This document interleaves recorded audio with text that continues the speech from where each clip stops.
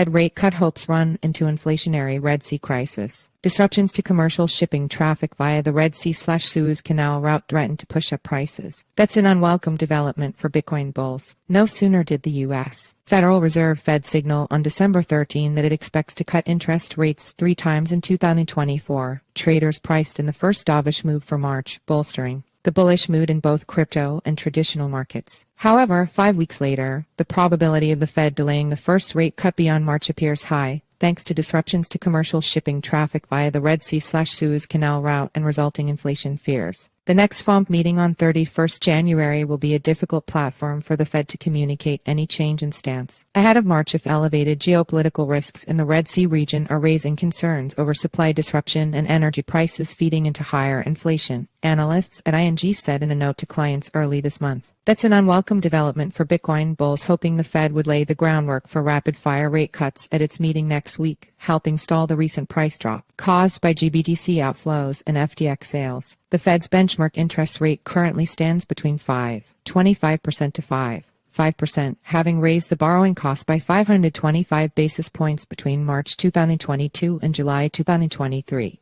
The rapid tightening partially caused the 2022 Bitcoin bear market. Recent attacks by Iranian-backed Houthis from Yemen on commercial vessels in the Red Sea have led to a sharp decline in the number of vessels passing through the Suez Canal, a vital passage for global trade, including 20% of the world's oil and 25% of global liquefied natural gas, and the equally important Panama Canal. According to ING, shipowners are increasingly choosing the longer and more expensive route via southern Africa. That has raised concerns about supply disruptions and higher energy prices, which could translate into higher inflation, as seen following the coronavirus-induced global lockdown of 2020. Central banks, including the Fed, would have scant leeway to cut rates if inflation rebounds at a time when wage growth remains sticky. This rerouting affects 20% to 30% of all shipping globally and adds considerable time and expense. For an inflation statistician, anything that travels by ship will get more expensive, all else being equal. Given that inflation operates at a considerable lag, if this situation persists, the effects will only appear many months from now. Arthur Hayes, the chief investment officer of family office Maelstrom and the ex-CEO of BitMEX, said in a blog post explaining the potential for Bitcoin to fall below $35,000 in the near term.